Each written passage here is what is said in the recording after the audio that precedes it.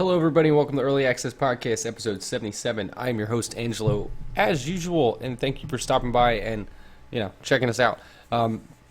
So this might be a lot of people's first time because I just launched the Fallout 4 Pip-Boy Edition giveaway, and let me find that tab. And it's going pretty well. I launched it yesterday around 6 p.m. Eastern Time, and as of right now, I don't know why it's not showing up there. Hold on. Reload. Yeah, as of right now, I think it's got close to 300 entries so far, which is pretty impressive for a small little site like mine in less than 24 hours. So I'm kind of excited going forward. There's still quite a bit of time left to get your entries in. So the only thing that I find humorous is the fact that right now I think GameSpot or PC Gamer or now I'm not even sure. I would look it up, but I don't even remember. One of the other big sites has also given one away, and they like to give you comparison based on just user install base. I think they have 250,000 entries into their contest so far, and theirs has only been running a couple days longer than mine has. But hopefully somebody big retweets it, or it gets a little traction online, and I can get some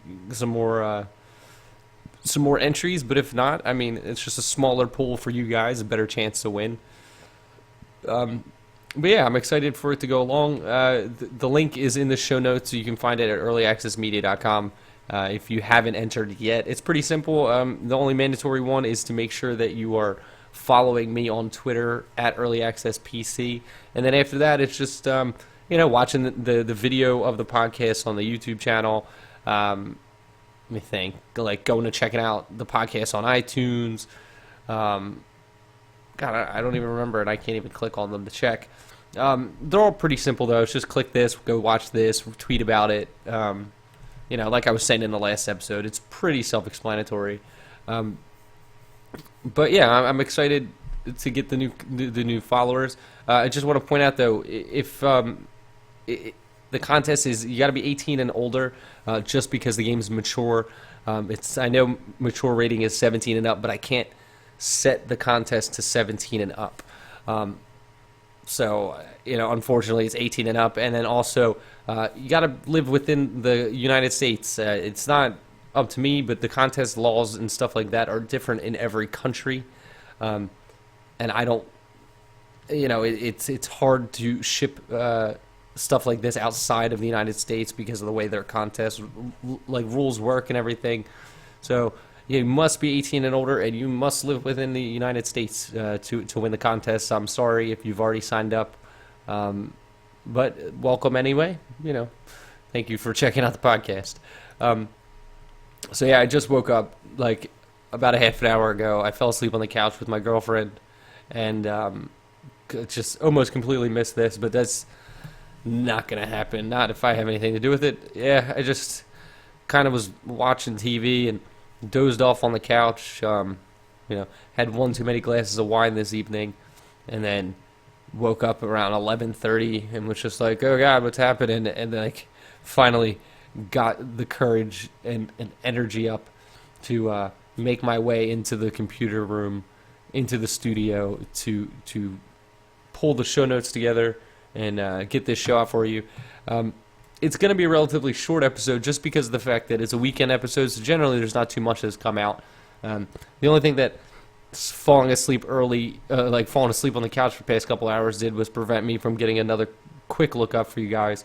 I will get those out this week, though. I have 2 games in the hopper. I have Diceny, which is this turn-based card/board game that looks pretty interesting, and Utopia 9, which is a twin-stick shooter, a top-down twin-stick shooter that looks pretty cool. I talked about that in the last episode to get videos for. So those are going to be coming up soon, as I move forward. The other thing I wanted to point out was I've never done this before, and I've heard about it before. It's called it's redditgifts.com, and it's a gift exchange through Reddit. And the holiday one, the Secret Santa of 2015, I just registered for it. And basically what you do is you just go and sign up with other people, and then you get matched with somebody, and you send them a gift. I thought it'd be pretty cool to do, especially with the podcast. Just thought it'd be fun to talk about as it was happening. So over the next couple weeks, I'm gonna give you updates on who I get matched with. I'm gonna keep the name out of it, but like my gift picking procedure and what gift I end up picking or what gifts I end up picking, and keep you updated when I find out like what I get in the mail too. I'll put it up on the YouTube channel. I'll do a video unboxing of whatever I get from my gift exchange. But today was the last day. I wish I would have called on to this earlier. I was just on Reddit today and I was like, oh, what's this little gift box thing? And I clicked it and realized that it ended today. So I was like, I will sign up for this, and I did. So I'm excited for that, and it's going to be fun. They've done some pretty cool exchanges in the past. Just over this past year, they did a Bethesda one, they did an Animals one, board games, Doctor Who, football, basketball, Star Wars, Hunger Games. So you get the idea. Like the whole point is to sign up, you get randomly matched with somebody, and you send each other gifts. It's pretty cool. Yeah, I'm excited. I'm excited for that. So just keep with the podcast, and you'll find out what I get and what I get somebody else. I'm interested in knowing, like, finding out what exactly, like, how it works. Like, you fill out a profile and everything. So I'm excited to find out who my person is that I get to buy a gift for. It should be a lot of fun. But yeah, like I said, I didn't really play much this weekend. Life happens, so I didn't get a lot of chance to play much video game wise. But I did get a chance to pull some stuff to talk about. So this first game, I guess it's a game. It's actually like kind of like a text simulator, I would say. It's called Emily is Away. Now this is a free-to-play game, and it's on Steam. So it came out a couple days ago, and it's already got 5,200 reviews, and it's very positive at 92%. So what this is like an instant messenger interactive story. And this got me, like, I saw it while I was looking at the games that had come out. And what I found interesting, like, what caught me about this game was the fact that, like, I grew up in this era of AOL Instant Messenger. So this is an interactive, like, choose your own adventure type of story where you're talking to a girl over AOL Instant Messenger, and you got a little story going on, and I haven't played it yet, and I'm interested to play it because I grew up doing this. Like, I grew up talking to people over Instant Messenger. It's something that's lost, I feel, on a lot of people. So there's just something about it that's super nostalgic for me. So I'm interested in checking it out. And from what I understand from reading some of the reviews, is that it does give you that feeling of nostalgia for that time period. So, like, if you grew up in, like, the early 2000s with Instant Messenger, you know what it's like to talk to somebody over AIM, and it's just, there's just something about it that seems very specific to a certain group of people, and I think that's why it's got so many positive reviews in such a short period of time. That, coupled with the fact that it's free, it is a thing that like, being free definitely helps with the positivity and all the reviews. But I feel like it hits a large portion of an audience that grew up with that kind of thing, and I think every guy that had Instant Messenger had this kind of relationship with somebody where it was a very text-based relationship before there was texting like there is today. So it's pretty cool. I would check it out. It's just because it's free, and if you grew up in that time period, it's probably something that will bring you back to your childhood and high school. And I don't know, it seems different in a way that I can appreciate. All right, so the next game is called Thea the Awakening, it's got to be Thea. So this just came out. This is an indie title that launched on the 20th. It's got 228 reviews, also 92% positive. It's $20, but it's 20% off until December 1st. So you got another like 7 or 8 days of that. so it's $16. Now this is a turn-based indie survival game. So you're like playing over top of a like an overworld map where you're clicking around. It's it's got RPG elements. It's actually a really cool looking game. I've been following this for a little while. I never got a chance to play it. I don't think I ever got a key for it or anything, but I have been keeping up on it. And they finally launched, I think, on the 30th. So they left early access, and the game is being received very well. So I wanted to point out and say congratulations to Muha Games and the release of Thea, The Awakening. It's like a card game RPG. It's a really cool looking game. Go check out the video. The link's in the show notes. I'm trying to think how long it was in early access. I can't remember. And it's been quite a few months because I've been following them on Twitter. I've been watching the updates, and yeah. But I'm excited for them to have their game leave early access, considering I've been watching it be developed over the last couple months, and it looks like a pretty cool game. So go check that out. Actually, I'm pretty sure they were in the top 10 this week too, which is impressive considering the fact that Fallout 4 came out, and there's quite a few games out that are mainstays on that list. So it's a pretty interesting game to crack that top 10 for Steam, especially this time of year. But then again, I don't know what else came out except for Fallout 4.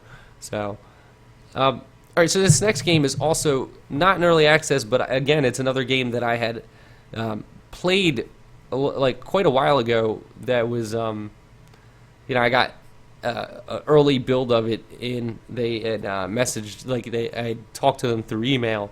It's called Mayan Death Robot.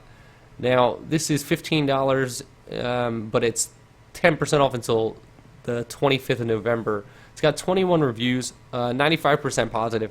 Now, if you ever played the game Worms, or a game like that where you're on two different sides of the map and shooting at each other, it's kind of similar to that. However, you are playing two different characters, so it's like a 1v1 style game where, it's a side-scrolling style, like arena, like fighter shooter kind of game. So you're destroying the map and you're picking different weapons and everything, and you're using your trajectory and shooting across the map at each other. It's a little bit more mobile, though. You can kind of get around a little bit better. It's not as static as, say, a Worms is or something like that. So when I played it, I didn't end up doing a review because I didn't really have anybody to play it with, because it is a local co-op game, and at the time there wasn't any real single player component to it. Apparently there is a single player mode now, but it's still very much a local multiplayer co-op game, which is unfortunate because the game looks really good, it sounds really good, the art design is really cool, all the characters look unique, they have different abilities. I think they did a really good job with designing the game. However, the problem is that local co-op isn't really a thing that I think comes across very well on the PC. Just personal preference here. But I would go check it out if you do play these kinds of games, because I think it's an interesting style of that, like, shooter, trajectory-based shooter, like a Worms game. They do some really cool stuff with this game. All the maps are really neat. But like I said, what I played of it, I tried to play it by myself just to get an idea of, like, how it's shot, how it controlled and everything, which seemed to work really well. The only thing is I was playing by myself and just kind of like controlling both characters using the keyboard. But it's pretty interesting, so I would go check that out, Mayan Death Robots. I would like to see a 2-pack of this game for some kind of discounted price as well, but it doesn't seem to have that. But yeah, if you like local multiplayer PC games, go check that out. It's pretty cool looking.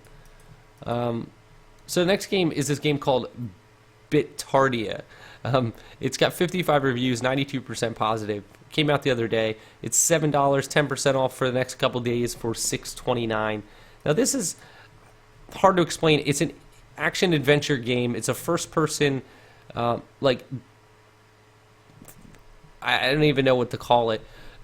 So it's like a first-person shooter style game, but the tag, like in the description, it says that says you should check yourself.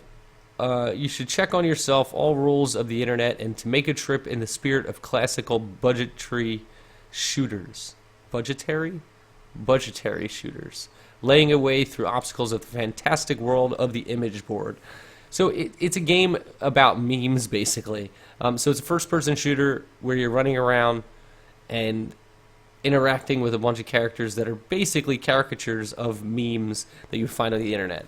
I think it seems like over the top and silly, but it's got enough positive reviews where I feel like I should mention it, to say the least. It looks silly.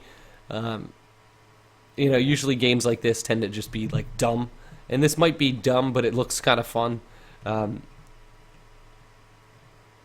And yeah, it's funny because it says there's 55 reviews, but only one of them shows up. So I don't know where the other reviews are if they're not in English. So it says the story is based on Russian image board culture. So it might just be a bunch of Russian reviews that I can't read. So that would kind of make sense. But it looks stupid, so go check it out. It's only a couple bucks. Go watch the video, see if it's something that you're into. So the last game I got for you guys is a game called Dungeon Kingdom: Sign of the Moon. Now, this game is positive, 15 reviews, 86% positive. It's $19, which is a little bit high on my for in my opinion. But it's $16.71 with the most random of 12% off until the 26th. So you got a few days of that. Now, this is a first-person dungeon crawler RPG. It looks pretty interesting, but it looks turn-based. The combat, at least. Let me see. Let me skip ahead in this video. So you're moving around basically with the WASD keys, moving tile to tile. But it's a little bit more fluid, so it's all like dungeon crawling, linear path style. It doesn't look like you're really attacking. Like, it's not like action RPG. It doesn't seem turn-based either. It's kind of hard to tell how the combat works based on the video. But you are leveling up your character, increasing your abilities, and there is some kind of story going on here. It looks very nice. The character designs are really cool, especially whatever this elemental creature is. There's like a purple elemental creature in one of the pictures, which looks really cool. Does this have a name for it? Nope, that's not in English, so I couldn't even give you the name if I wanted to. Yeah, but it looks really interesting. Let's see what this positive review. It's a very well made and very difficult dungeon crawler where you create a team of 4 characters from various classes like warrior, priest, and mage. Doesn't seem very various. So you have a group of characters, but it doesn't seem like you control them individually. It seems like you control like a singular first-person camera that is your party, and as you move along, then once you interact with like an enemy, you select and fight using your 4 different characters. I don't know. It looks pretty interesting. It's different for this style of game. I would go check it out though. Dungeon Kingdom: Sign of the Moon. It seems like they were giving away Steam keys to some of these people, so maybe I will get in touch with these guys at Hydro Games and see if I can get a copy of it myself and check it out. It kind of looks like it's set up for VR. It's just that style of first-person dungeon crawler, which has been popular in VR. It doesn't say it is, but it seems like something that they may lean towards in the future. But yeah, you can go check that out. It's available out there. But that's going to do it for this episode, guys. Like I said, it's pretty short. Not too much comes out on the weekends. But don't forget to go check out the Fallout 4 Pip-Boy Edition giveaway. Again, it's mainly for you guys. It's a big thank you for sticking with the show for the past 8 months. I look forward to, many more months and years.